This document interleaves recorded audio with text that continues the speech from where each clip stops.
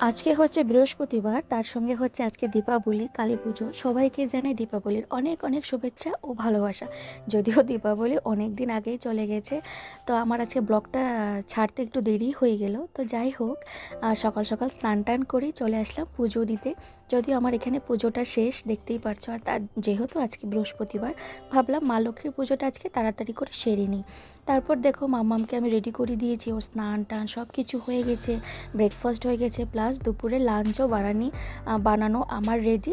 তারপর একটু রেডি হয়ে আমরা চলে গেলাম বাজারে। ওই আজকে যেহেতু দীপাবলি, তার জন্য ভাবলাম একটু ডেকোরেশনের টুকটাক জিনিস কিনবো, আর একটু ঠাকুরের জন্য মালা টালাগুলো কিনবো। তো চলে আসলাম এখানে, তোমরা দেখতেই পাচ্ছ দোকানে চলে আসলাম। আর কি ভিড়! আর যখনই আমি ডেকোরেশনের জন্য কোনো কিছু জিনিস আনি না গণেশ চতুর্থী বা দেওয়ালির জন্য, তখন আমি এই দোকানটাতেই আসি। উনি সবসময় এখানে ওনার দোকানটা নিয়ে বসেন আর কি। তো আমি বেশ দরদাম করে কিন্তু জিনিসপত্রগুলো কিনতে পারি। আর মাম্মাম তো কোনো কিছুই আমাকে কিনতে দিচ্ছে না। Good afternoon. এখন ঘড়ির কাঁটায় বাজে দুপুর 1:10। তো আজকে হচ্ছে বৃহস্পতিবার, দীপাবলি, কালী পুজো। সবাইকে জানাই হ্যাপি অ্যান্ড সেফ দিওয়ালি। আজকের দিনটা তোমরা সবাই খুব আনন্দ করো, খুব মজা করো। আমরা সেই রকম একটা আনন্দ করতে পারবো না, যতটুকু যা করার করবো। আর আজকে আমি সন্ধ্যেবেলা একটু লক্ষ্মী পুজো দেবো। এখানে কি হয় বলো তো, কালী পুজোর দিন সবাই লক্ষ্মী পুজো দেয়, তাই আমিও প্রতি বছরই দেওয়ার চেষ্টা করি। তার জন্য তোমরা দেখতেই পেলে একটা দোকানে গিয়েছিলাম, আর রাস্তায় প্রচণ্ড ভিড়। আর কি রোদ, গরমে একদম মামাম তো একদম লাল হয়ে গেছে, আমিও লাল হয়ে গেছি। তো যাই হোক, ঠাকুরের জন্য একটু মালা টালা কেনার ছিল নতুন, তো সেগুলোই কিনে আনলাম। আর ওকে এখন পাঠিয়েছি যে যাও পদ্ম ফুল পাও কিনা গিয়ে দেখো। আমি দেখেছিলাম একটা দোকানে, কিন্তু এত ভিড় রাস্তাতে না, আর স্কুটি থেকে যে নামবো আর মামামকে নিয়ে সেটা সাহস পাচ্ছিলাম না, তার জন্য আর কিছু বলিনি। তো যাই হোক, ওকে পাঠিয়েছি যাও একটা আখ আর পদ্ম ফুল গিয়ে নিয়ে আসো। তো ও এখন গেছে।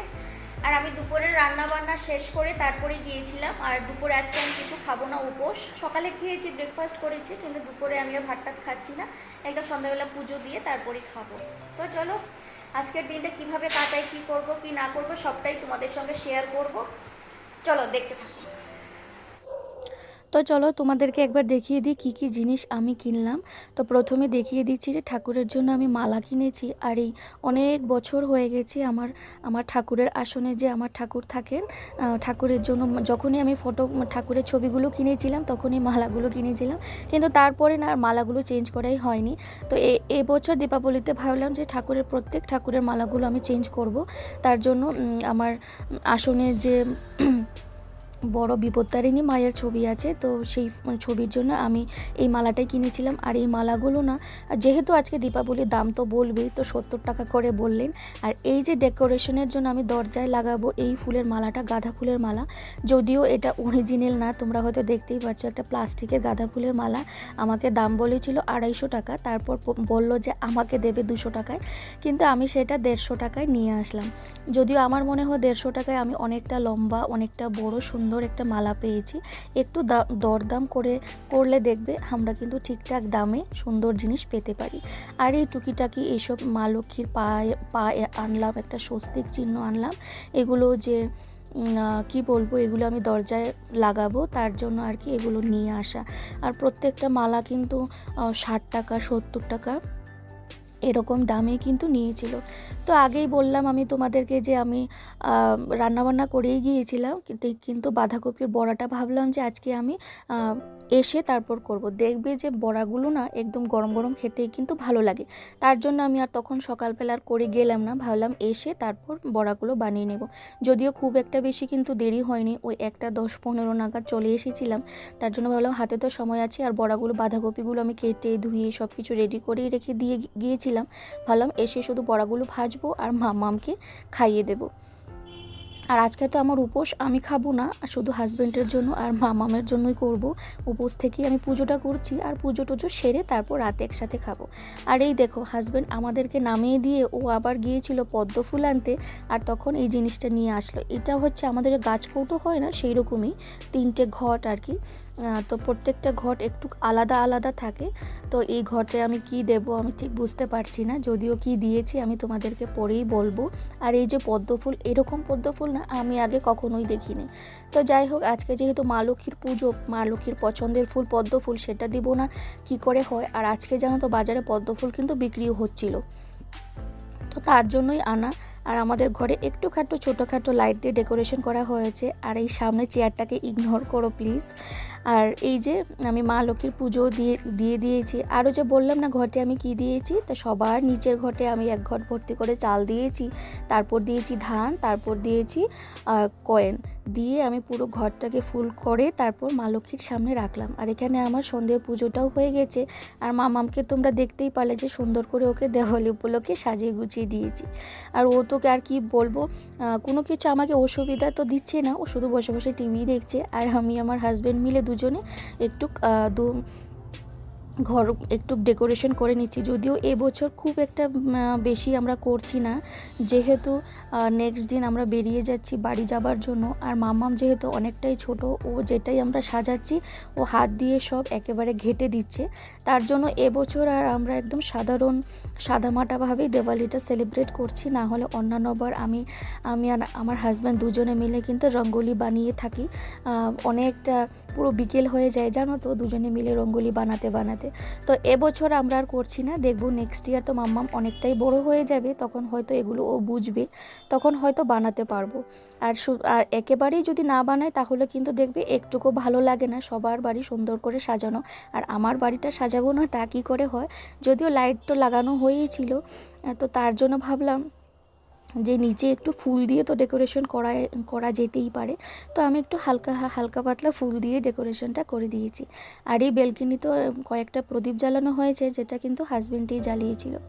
আর যেহেতু হাজব্যান্ডের আজকে অফিস আছে, তো তার জন্য আরও মানে খুব একটা ঝাঁকঝমকভাবে কোনো কিছুই করছি না। একটা তো টাইম লিমিট আছে, ওকে আবার 8টার মধ্যে ওকে আবার ছেড়ে দিতে হবে, কেননা 8:30 থেকে ওর শিফট। আর এই দেখো দুষ্টু কয়েকটা ছবিও তোমাদের সঙ্গে শেয়ার করে দিয়েছি, ওইখানে বসে বসে ওর জামাটাই কাটছে। আর যেহেতু ঠিকঠাকভাবে সেভাবে এবছর আর দিওয়ালি সেলিব্রেট করছি না, তার জন্য খুব একটা বাজিও কিন্তু আনা হয়নি, যেহেতু হাজব্যান্ডের সময় নেই। শুধু ওই মামামের জন্য ফুলঝুরিটাই আনা হয়েছিল, যেটাকে আমরা তারাবাতিও বলে থাকি।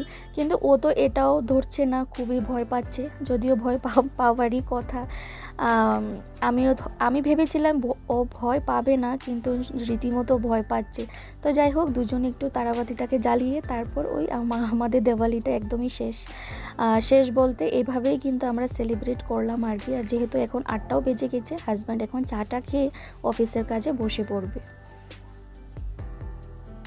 তো তোমাদের আজকের আমার এই ভিডিওটা কেমন লাগলো প্লিজ একটা কমেন্টসের মাধ্যমে কিন্তু জানাতে ভুলো না। আর ভালো লাগলে একটা লাইক করে দিও। আর তুমি যদি আজকে আমার নতুন বন্ধু হয়ে থাকো বা নতুন দেখছো আমার এই ভিডিওটি, তাহলে কিন্তু আমার চ্যানেলটিকে সাবস্ক্রাইব করে দিও।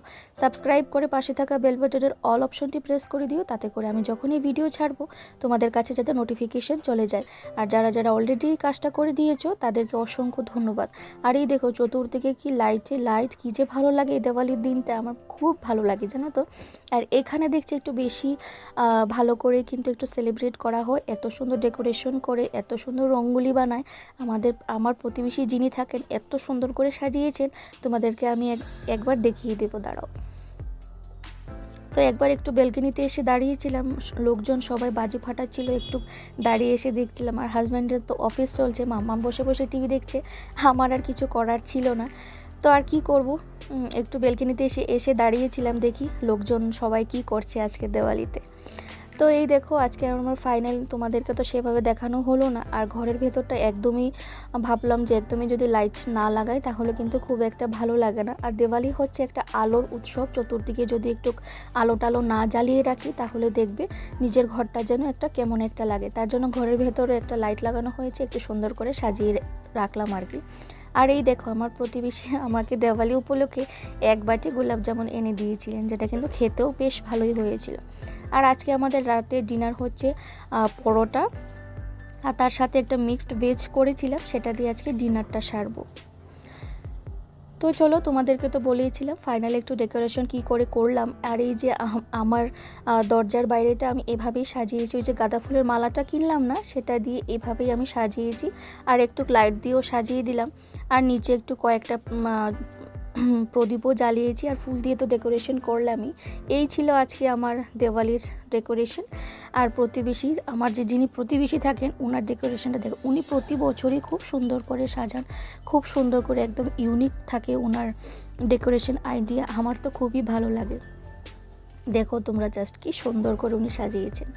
তো চলো, তার সাথে সাথে কিন্তু আজকে আমি আমার এই ভিডিওটাও এখানে শেষ করব। আবার আসবো নতুন কোনো ভিডিওর সঙ্গে। তোমাদের আমার এই ভিডিওটা কেমন লাগলো অবশ্যই কিন্তু কমেন্টসের মাধ্যমে জানাতে ভুলো না।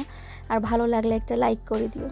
চলো, আজকের মতন এই পর্যন্তই। আবার আসবো নতুন কোনো ভিডিওর সঙ্গে। ততক্ষণের জন্য টাটা, বাই, গুড নাইট।